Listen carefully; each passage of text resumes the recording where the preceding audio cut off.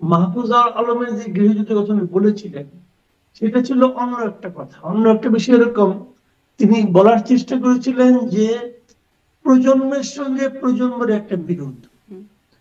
উনি বলার চেষ্টা করেছিলেন যে আগের যে প্রজন্ম ছিল, সেই প্রজন্মগুলো বারবার ব্যর্থ হয়েছে, এবং সেই প্রজন্মগুলো বারবার এই নতুন প্রজন্মের অর্জিত যে বিপ্লব, সেই বিপ্লবের যে ফল, সেই ফলটা তারা ছিনতাই করে নিয়ে যেত। এটা ছিল ওনার বক্তব্য আর কি। তো এবার যাতে না নেয়, এই জন্য আগের প্রজন্মের সঙ্গে পরের প্রজন্মের একটা বিরোধ অথবা যুদ্ধ, এটা যেভাবে আপনি অভিহিত করেন না কেন, সে ধরনের একটা সম্ভাবনার কথা উনি বলেছিলেন, এবং তিনি বলেছিলেন এটা অবধারিত। তো এখন যেটা আপনি দেখছেন সংঘাত, এটা সেই যুদ্ধ নয়। এখন যেটা সংঘাত হচ্ছে, সেটা হলো যে এটা তো কাস্টম। যেমন আমি একটু উদাহরণ দিয়ে বলি যে আপনার সুপার সানডে, মেগা মানডে যেটা হচ্ছে, আপনার দুটা মানে আপনার শিক্ষা প্রতিষ্ঠানের স্টুডেন্টদের সঙ্গে স্টুডেন্টদের বিরোধ। এটা কেন হচ্ছে আপনি যদি আগে সুপার সানডেটা ব্যাখ্যা করেন। এখানে ওখানে একজন স্টুডেন্টের মৃত্যু হয়েছে একটা মেডিকেল কলেজে, একটা হসপিটালে। সেই মৃত্যুটাকে তারা বলছে যে এটা শিক্ষা আপনার চিকিৎসা, মানে আপনার ভুল চিকিৎসা। অপচিকিৎসা অথবা ভুল চিকিৎসার কারণে তার মৃত্যু হয়েছে। এখন সেই মৃত্যুটা তারা মেনে নিতে পারছে না, না মানে স্বাভাবিক। কিন্তু মেনে না নেওয়ার প্রতিক্রিয়া তারা কি করছে?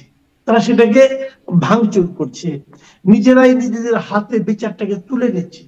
এই যে নিজের হাতে বিচার তুলে নেওয়ার যে প্রবণতা, এটা কিন্তু সেই প্রজন্মের সঙ্গে প্রজন্মের যুদ্ধ না, গৃহযুদ্ধও নয়। এটা এটা হলো যে নিজের হাতে, মানে আইন না মেনে নিজের হাতে রায় প্রয়োগের যে যে দায়িত্বটা নিয়ে নেওয়া, এটা কিন্তু শুরু হয়েছে আসলে সে অগাস্ট এবং জুলাইয়ের যে বিপ্লব, সেটার মাঝখান থেকে। কিন্তু সেখানেও কিন্তু তরুণ যে প্রজন্ম, তারা কি করেছে? তারা দেশের প্রচলিত আইনকে ভেঙেছে, এবং এটাকে কি বলবো আমি, সমস্ত নিয়ম কানুনকে ভেঙে তারা একজন স্বৈরাচারী শাসকের উৎখাত ঘটিয়েছে। কিন্তু শাসককে যে উৎখাতটা করেছে, সেটা কিন্তু আইন মেনে হয়নি, আইন না মেনে হয়েছে। এই যে শাসককে উৎখাত করাটা, এইটা ওই সময়ের প্রয়োজন ছিল। কিন্তু কিন্তু সময়টা চেঞ্জ হয়ে গেছে, এখন তার সেই সময়টা নাই। এখন কে কার বিরুদ্ধে লড়ছে? এখন কিন্তু সেখানে কোনো স্বৈর শাসক নাই। এখন ওই যে নিজেরা সিদ্ধান্ত নিয়ে একটা আইনকে প্রয়োগ করার যে প্রবণতাটা, সেই আকাঙ্ক্ষাটা, সেই প্র্যাকটিসটা রয়ে গেছে। কিন্তু এর মধ্যে যে লক্ষ্যটা পরিবর্তন হয়ে গেছে, সেটা তারা কিন্তু ভুলে গেছে। যে কারণে নিজেরা নিজেদেরকে অ্যাটাক করছে। আপনার হাসপাতালকে অ্যাটাক করতে এসে সোহরাওয়ার্দী কলেজকে অ্যাটাক করলো, পরের দিন আবার সোহরাওয়ার্দী কলেজ, কবি নজরুল কলেজ বলে মোল্লা কলেজকে অ্যাটাক করলো। এই যে নিজেরাই সিদ্ধান্ত নেওয়া, এইটা হচ্ছে এখনকার যে লড়াইটা। এটা আসলে লড়াই আমি বলবো না, এটা এক ধরনের অরাজকতা। এই অরাজকতাটা হওয়া উচিত নয়। দেশে যখন একটা সরকার থাকে, তখন সরকারের দায়িত্ব হলো এই অরাজকতাটাকে নিয়ন্ত্রণ করা, অথবা এটাকে আপনার যে কোনো ভাবে থামানো। কিন্তু সেই নিয়ন্ত্রণ করা বা থামানোর কোনো প্রচেষ্টাও কিন্তু আমরা এই সরকারের মতো লক্ষ্য করি। কাজে এই দায়টা আমি মনে করি কিছু না কিছু সরকারের উপরে যে বর্তায়। জি। কেন সরকার আসলে মানে এই দায়টা সরকারের উপর বর্তাচ্ছে, কিন্তু সরকার কেন নিয়ন্ত্রণ করার চেষ্টাটা করলো না? সেই ব্যাখ্যা কি আপনার কাছে স্পষ্ট হয়?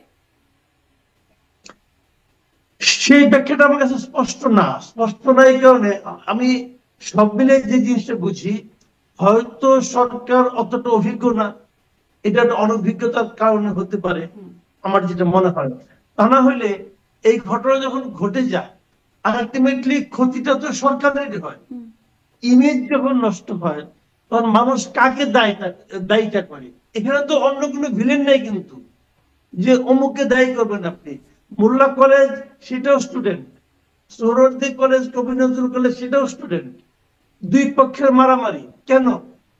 আপনি এখানে কাকে ভিলেন বানাবেন? এখানে কিন্তু কোনো শত্রুপক্ষ নাই। কাজেই শত্রুপক্ষ যখন মানুষ যখন খুঁজবে, তখন ভাববে কি যে প্রশাসন কেন এটাকে থামাতে পারেনি। এই থামাতে পারেনি যখন আপনি প্রশ্ন উঠবে, তখন আপনি এটাও দেখবেন যে থামানোর কোনো চেষ্টা কি হয়েছিল? থামানোর কোনো চেষ্টাও হয়নি। কেন চেষ্টা হলো না? আগে কি চেষ্টা করলে থামানো যেত না? আমি তো এখন বলবো যে দেখেন আপনার যে 5ই অগাস্টের যে আন্দোলন যেটা তারা বলছে, সে আন্দোলনের ক্রেডিটটা কারা নিচ্ছে? স্টুডেন্টরা বলছে যে এটা আমরা করেছি, আমরাই নেতৃত্ব দিয়েছি। তো যে স্টুডেন্টরা নেতৃত্ব দিয়ে একজন স্বৈরাচারকে উৎখাত করতে পারলো, সেই স্টুডেন্টরা কেন স্টুডেন্টদের এই ঘাতি বিরোধটাকে থামাতে পারলো না? তারা কি থামাতে গিয়েছিল? যায়নি তো। এমন তো না হঠাৎ করে হয়েছে। মেগা মান্ডে যে হবে এটা তো আগেই ঘোষণা দিয়েছে। তো স্টুডেন্ট লিডার ওখানে গেল না কেন? যে বলতো যে তোমরা এই কাজটা করো না, এই কাজটা করা ঠিক হবে না, তারা তো সেখানে যায়নি ভাই। এই যে না যাওয়াটা, কেন যায়নি তারা? তারা হয়তো ভেবেছে আমরা যেও থামাতে পারবো না, অথবা তারা হয়তো ভেবেছে ওদের কাছে আমাদের সেই গ্রহণযোগ্য ইমেজটাই নাই। আমরা ওই 5ই আগস্টের সময় যে আমাদের একটা গ্রহণযোগ্য নেতৃত্ব ছিল, আমাদের কথা লোকে মানতো, এখন আর লোকে মানছে না। কেন মানছে না? তার মানে সেই মানানোর মতো অবস্থানে আমি নেই। এই যে বিষয়গুলো, এগুলো কিন্তু খুবই গুরুত্বপূর্ণ। কারণ আপনাকে বুঝতে হবে আপনি অনেক কিছু করেছেন, কিন্তু যে দাবিটা আপনি করছেন সেই দাবিটা থেকে আপনি নিজে কতটুকু সরে গেছেন, এটা খুবই গুরুত্বপূর্ণ। জনাব এবং মাসুদ সেটা কামাল, তারা পারেনি, চেষ্টাও করেনি। তাহলে মানে আপনি বলছেন যে ছাত্রদের হয়তো সেই ইমেজটা নাই আর সরকারের হয়তো সেই অভিজ্ঞতা নাই।